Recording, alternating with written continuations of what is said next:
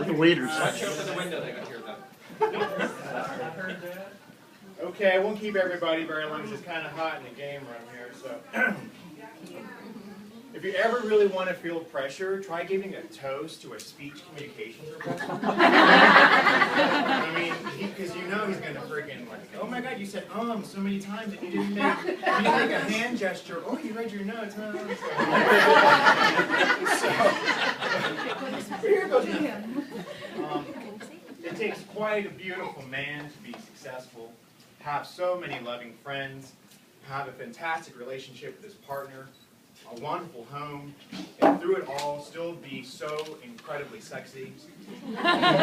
But enough about me.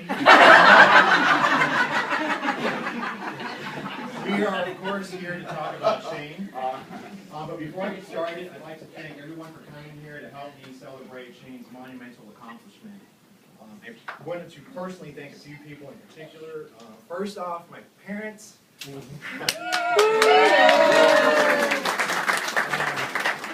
Who, of course, have always supported us, especially Shane, through good times and through bad.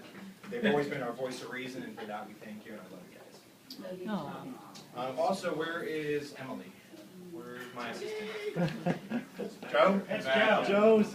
Yeah, Joe. Okay, so I want to thank my personal assistant, who I call Emily. His name is not Emily, of course. His name is Joe. The whole nickname Emily evolved from the Devil Wears Prada. Because I told him right in the briefly, you can ask him, if I walk in and there's not coffee sitting on my desk, I'm a total bitch. I would be like, did she go to Rwanda for the frickin' beans or what? So anyway, Joe, thank you so much for everything. You keep me sane, you keep me grounded. You put a lot of hard work and effort into this, down to the very last detail, all while still running my company, and which has had a record year, thanks to you especially. So I know that you've only been with me for a couple of months, but you've proven yourself. You're quick on your feet. You're quite the go-getter, and for that, I'm incredibly grateful.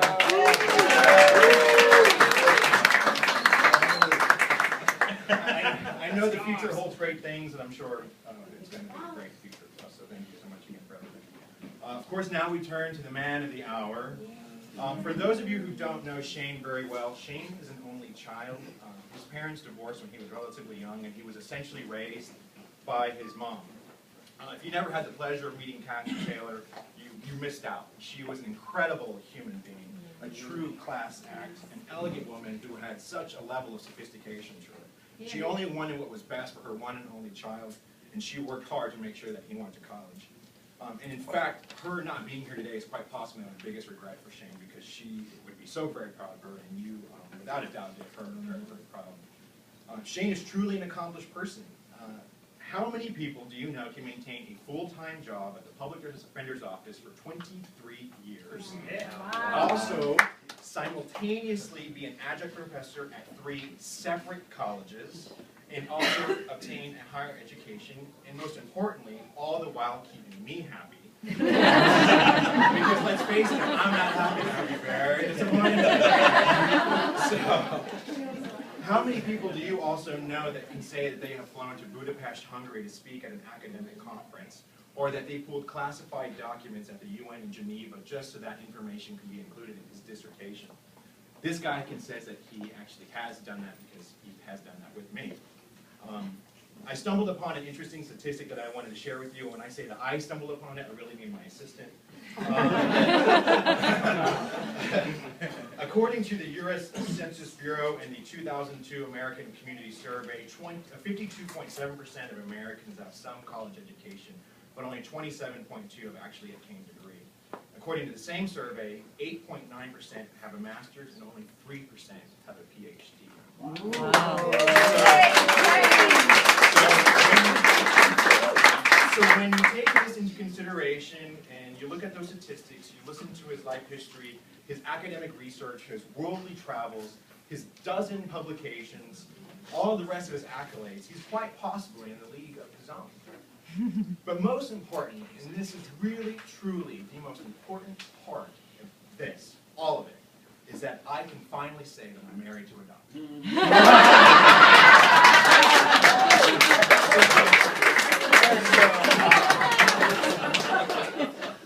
So with that in mind, ladies and gentlemen, without further ado, it is with my great pleasure that I introduce you, Dr. Shane Gunn.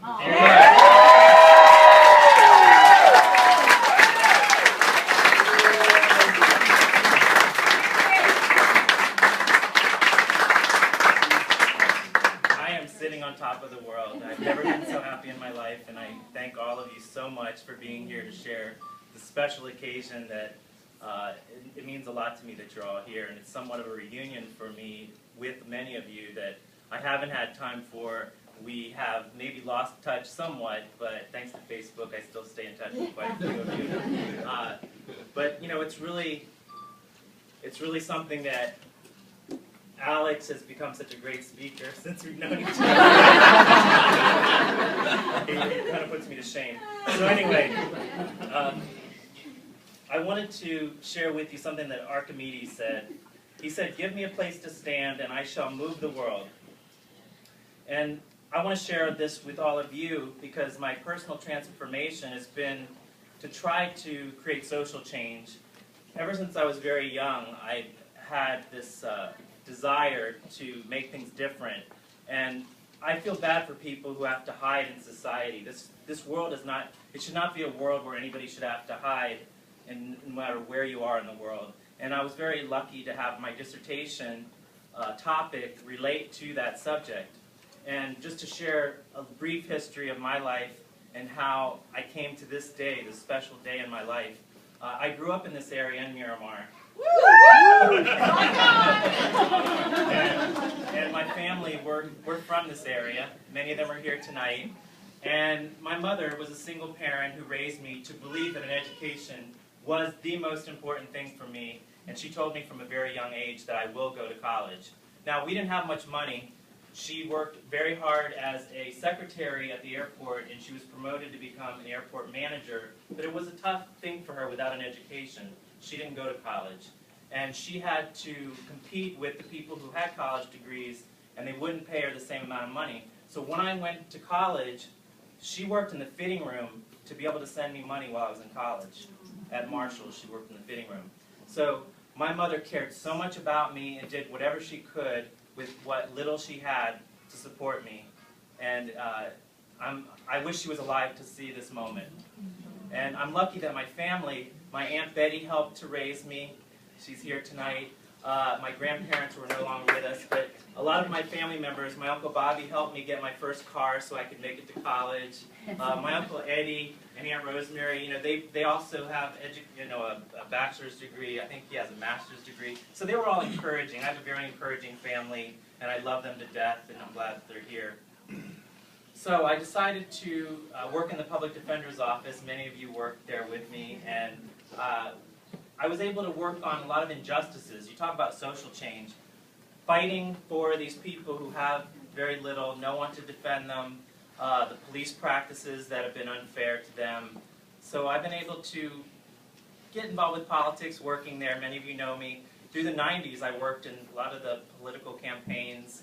And then when I decided to take on this dissertation, I was lucky that Pedro DeJoles, he was a judge, and he helped me get admitted to the program, along with Bob Butterworth wrote me a letter, a lot of letters of recommendation. Howard Finkelstein supported me to get accepted into the PhD program. And this program is an intellectuals program. So I was able to study how to create social change by studying who these people were that created social change. So getting back to what Archimedes believed in, today, just as in classical antiquity, the place to move the world is in academia. And I hope I've made the right choice by getting into academia. Elaine Ludovici is here tonight, and I've been able to teach a little bit, and I can retire in 7 years from the Public Defender's Office. And my dissertation was on the East Timor independence movement, and I created a theory called the social movement momentum theory. And I'm hoping to have this published as a book. People have been asking me, what's your next step? I'm hoping to have it published as a book. And I'm continuing on at the Public Defender's Office, and I hopefully will retire in 7 years. And I'm enjoying teaching. And just to say a few words of thanks to Alex, who I love very much. You know what happens when you're studying so much? You need a diversion, you need someone to cheer you up, and he has been that, and a lot more than that. And his parents were, some of you know about my accident and when I was dressed in drag. His parents were so nice. They wheeled me in a wheelchair into my classes to teach. Oh my God! When I was in a wheelchair. And you know, just my terrific friends who take me out on their boat, Joe and Ed, Bud and Steve. They were able to distract me and keep me happy over these years. And it took me 5 years to complete my dissertation. And thank you so much for helping me in this enormous endeavor. Thank you. And my chair. I want to bring up my chair, Fred Fegis. My committee couldn't be here, but Fred Fegis was my dissertation chair. And he's one of these exemplars that we studied in the program who have a real niche in communication. He's well known as an author and as a scholar. Did you want to say? Yeah, I want to say a few words. Basically, you know, when you said 5 years, you know, I realized, oh my gosh, it's been 5 years. And you know, writing a dissertation is like being pregnant with quintuplets, except that it doesn't end after 9 months. It goes on for 12, 15, 24, or in this case, 5 years. And at the end, everybody's standing around saying, push, push, push.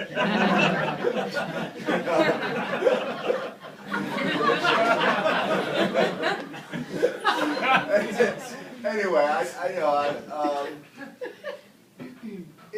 I've been teaching college for over 25 years or so, and I've taught a lot of undergraduate students. And typically, when you teach an undergraduate student, you know, you just want to get them to learn what's in the book. When you teach a master's student, you know, you try to get them to move beyond that.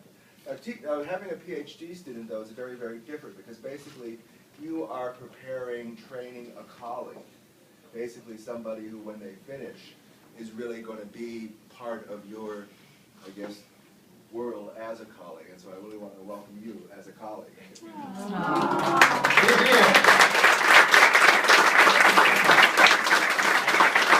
Were killed, and I studied the movement from 1975 to 1999.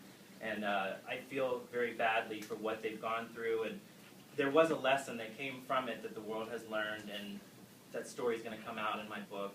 And many others have written about it, but mine is going to have a lot of details that no one has heard about.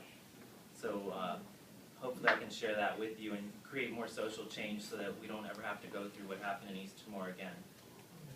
Thank you all for coming. Please help yourself to more food and more drinks.